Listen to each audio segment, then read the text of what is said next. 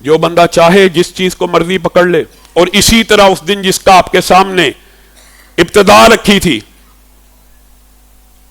کہ اے ایمان والو اللہ بھی اور اس کے فرشتے بھی نبی کریم صلی اللہ علیہ وسلم کے اوپر درود بھیجتے ہیں.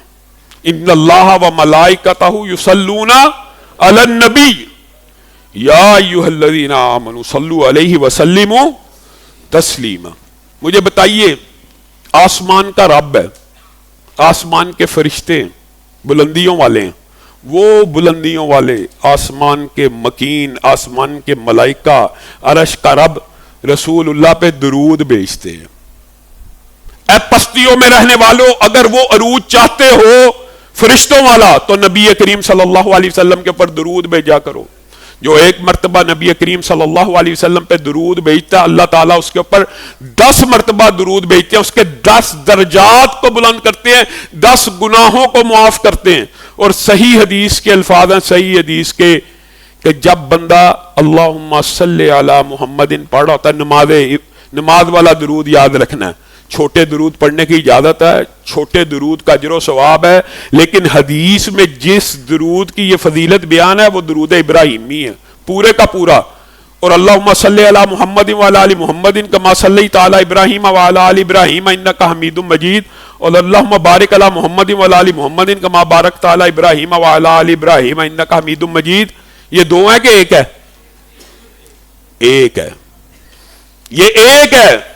پورا درود پڑھنا ہے. درود ابراہیمی جس کو ہم دو سمجھتے ہیں یہ ایک ہے.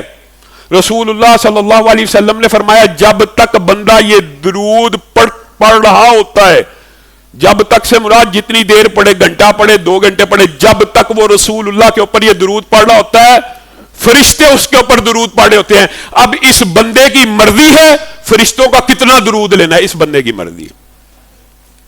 آپ چاہتے ہیں کہ نہیں فرشتے آپ کے اوپر درود بھیجیں, فرشتے آپ کے اوپر رحمتیں بھیجیں, اللہ تعالیٰ آپ کے اوپر درود بھیجیں, آپ جتنے وقت درود بھیجتے رہیں گے فرشتے آپ کے اوپر درود بھیجتے رہیں گے.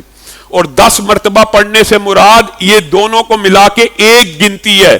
وہ اگر آپ دن میں 10 مرتبہ پڑھیں گے, رسول اللہ صلی اللہ علیہ وسلم کی حدیث ہے کل قیامت کے دن میں اس بندے کی شفاعت کروں گا. اور صحیح حدیث میں الفاظ یہی ہیں, صحیح حدیث ہے یہ بھی, کہ جو بندہ جتنا درود میرے پہ پڑھے گا, جتنا درود میرے پہ پڑھے گا, جتنا درود میرے پہ پڑھے گا, کل قیامت کے دن اتنا میرے قریب ہوگا, اتنا میرے قریب ہوگا, اتنا میرے قریب ہوگا.